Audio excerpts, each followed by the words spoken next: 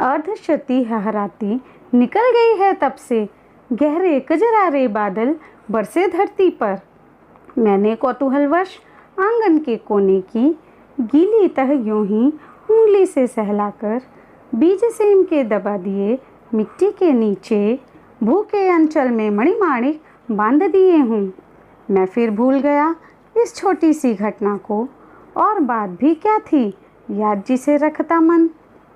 किंतु एक दिन जब मैं संध्या को आंगन में टहल रहा था, तब सहसा मैंने देखा उसे हर्ष विमूढ़ हो उठा मैं विस्मय से।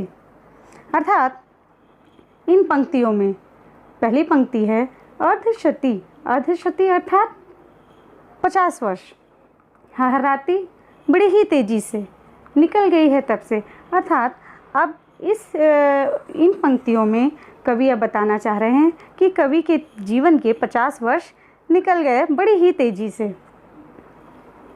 गहरे कजरारे बादल, इसके बाद एक समय ऐसा आया कि गहरे कजरारे अर्थात काजल जैसे काले काले बादल आसमान में छाए हुए थे, बरसे धरती पर, और धरती पर वे बादल बरसे। मैंने कौतूहलवश आंगन के कोने की, तो लेखक ने कौतूहलवश अर्थात बड़ी ही उत्सुकता के साथ आंगन के कोने में गीली तह यूं ही उंगली से सहलाकर मिट्टी की वर्षा होने की वजह से मिट्टी की गीली तह अर्थात गीली जो परत थी उसे अपनी उंगलियों से हल्का सा सहलाकर मतलब खोद कर बीज सेम के दबा दिए मिट्टी के नीचे। तो वहाँ पर उन्होंने सेम के कुछ बीजों को बो दिया। भूखे अंचल में मणिमाणिक बांध दिए हूँ, अर्थात भूखे आंचल में अर्थात भूमि के आंचल में मणिमाणिक अर्थात हीरे मोतियों को जैसे कवि ने बांध दिया हो। मैं फिर भूल गया इस छोटी सी घटना को, और इसके बाद लेखक इस छोटी सी घटना को भूल गए। और बात भी क्या थी याद जिसे रखता मन, क्योंकि यह कोई बहुत बड़ी बात नहीं थी जिसे याद रखना ज़रूरी था। किंतु एक दिन जब मैं संध्या को आंगन में परंतु एक दिन जब वो संध्या अर्थात शाम को अपने आंगन में टहल रहा था, तब सहसा मैंने देखा, जब वे आंगन में टहल रहे थे तब सहसा अर्थात अचानक उन्होंने देखा, उसे हर्ष विमूढ़ हो उठा मैं विस्मय से। मतलब कवि ने कुछ ऐसा देखा जिसे देखकर वे हर्ष विमूढ़ अर्थात खुशी की मुद्रा से आश्चर्यचकित हो गए। तो आखिर कवि ने वहाँ पर ऐसा क्या देखा जो वो बड़े ही हैरान हो गए। देखा आंगन के कोने में कई नवागत छोटे छोटे छाता ताने खड़े हुए हैं। छाता कहूँ कि विजय पताकाएं जीवन की, या हथेलियाँ खोले थे वे नन्ही प्यारी। जो भी हों वे हरे हरे उल्लास से भरे, पंख मारकर उड़ने को उत्सुक लगते थे, डिंब तोड़कर निकले चिड़ियों के बच्चों से।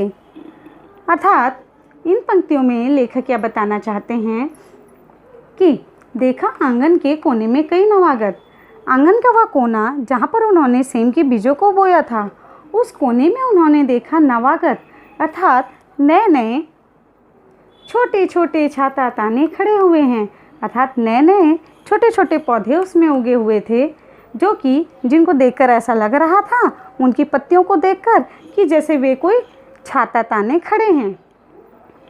आप लेखक कहते हैं छाता कहूँ कि विजय पताकाएं जीवन की, कि अब मैं उन्हें छाता कहूँ या फिर जीवन पर विजय प्राप्त करने के का संदेश देने वाली पताकाएं। या हथेलियाँ खोले थे वे नन्ही प्यारी, या फिर उनके पत्तों को मैं ऐसा कहूँ कि वो अपनी हथेलियों को खोलकर प्यारे प्यारे पौधे खड़े थे। जो भी हूँ, अब लेखक कहता है कि जो भी हूँ, पर वे हरे हरे उल्लास से भरे, पर वे बड़े ही हरे भरे और उमंग उल्लास से भरे हुए नजर आ रहे थे। पंख मारकर उड़ने को उत्सुक लगते थे, और ऐसा लग रहा था कि जैसे वे अपने पंखों को फैलाकर उड़ जाना चाहते हों। ठीक वैसे ही जैसे डिंब, डिंब अर्थात अंडे, डिंब तोड़कर निकले चिड़ियों के बच्चों से। जिस तरह अंडों से निकले हुए चिड़ियों के जो बच्चे होते हैं वो बड़ी ही तेज़ी से पंख मारकर उड़ जाने को उत्सुक रहते हैं, ठीक इसी तरह वे पौधे भी ऐसे नज़र आ रहे थे जैसे कि वे भी अपने पंखों को, पत्तियों रूपी पंखों को फैलाकर उड़ जाना चाहते हों। तब से उनको राह देखता धीरे धीरे अनगिनत पत्तों से लद भर गई झाड़ियाँ, हरे भरे टंग गए कई मखमली चंदोवे, बेलें फैल गई बरखा आंगन में लहरा, और सहारा लेकर बाड़ी की टाटी का हरे हरे सौ झरने फूट पड़े ऊपर को। मैं अवाक रह गया। वंश कैसे बढ़ता है, झुंड झुंड झिलमिलकर कचपचिया तारों सी। आह, इतनी फलियां टूटी जाड़ों भर खाई, कितनी सारी फलियां, कितनी सारी फलियां। अर्थात जब लेखक ने देखा कि छोटे छोटे नवागत पौधे निकल रहे हैं, उसके बाद से वो लगातार उन पौधों को देखते रहे। अनगिनत पत्तों से लद भर गई झाड़ियाँ, और कुछ ही समय पश्चात सेम की जो झाड़ियाँ थी वो अनगिनत पत्तों से लद गईं। हरे भरे टंग गए कई मखमली चंदोवे, चंदोवे अर्थात शामियाना। तो हरे भरे से बहुत सारे मखमली चंदोवे जैसे शामियाने जैसे सेम के नजर आने लग गए। अब बेलें अर्थात लताएं पूरे आंगन में फैल गईं और लहराती हुई सी नजर आने लगी। और सहारा लेकर बाड़े की टाटी का अर्थात बाड़ा बनाने के लिए बांस की जिन पतली पतली लकड़ियों को इस्तेमाल किया जाता है, उनका सहारा लेकर बेलें और ऊपर चढ़ने लगी। हरे हरे सौ झरने फूट पड़े ऊपर को, अर्थात हरी भरी बेलें ऊपर की ओर और चढ़ने लगी। मैं अवाक रह गया। वंश कैसे बढ़ता है, अर्थात लेखक अवाक अर्थात हैरान रह गए कि वंश कैसे बढ़ता है। एक छोटे से बीज को मैंने बोया था, उस बीज से एक अंकुर फूटा और उस अंकुर से इतना बड़ा पौधा हो गया कि पूरी झाड़ियाँ सेम से लद गई, झुंड झुंड झिलमिलकर कचपचिया तारों सी। और पूरे सेम के झुंड झुंड से झिलमिलाते हुए नजर आ रहे थे। कचपचिया अर्थात छोटे तारों के झुंड जैसा। तो झुंड झुंड झिलमिलाती हुई सेम की फलियाँ छोटे छोटे तारों के झुंड जैसी नजर आने लगी। आह, इतनी फलियाँ टूटी जाड़ों भर खाई, अर्थात इतनी ज़्यादा फलियाँ उन बेलों में हुई कि लेखक ने पूरे जाड़ों भर उन फलियों को खाया। कितनी सारी फलियाँ, कितनी सारी फलियाँ, बहुत सारी सेम की फलियाँ उसमें हुई थी। यह धरती कितना देती है, धरती माता कितना देती है अपने प्यारे पुत्रों को, नहीं समझ पाया था मैं उसके महत्व को। बचपन में स्वार्थ लोभवश पैसे बोकर रत्न प्रसविनी है वसुधा, अब समझ सका हूँ। इसमें सच्ची समता के दाने बोने हैं, इसमें जन की क्षमता के दाने बोने हैं, इसमें मानव ममता के दाने बोने हैं, जिससे उगल सके फिर धूल सुनहरी फसलें। मानवता की जीवन श्रम से हंसे दिशाएं, हम जैसा बोएंगे वैसा ही पाएंगे।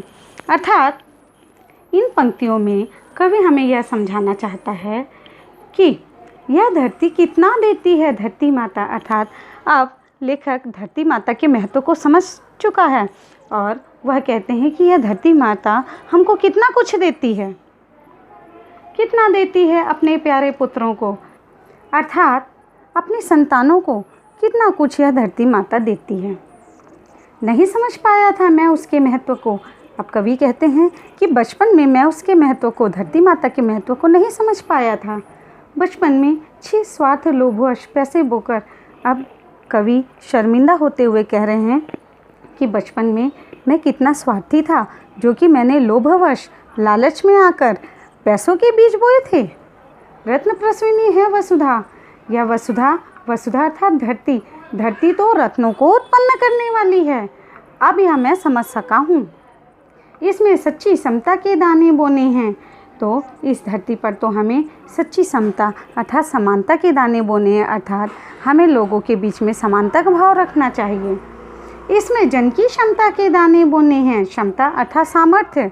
हम इसमें मानव ममता के दाने बोने हैं, मानव ममता अर्थात मानव का मानव के लिए प्रेम।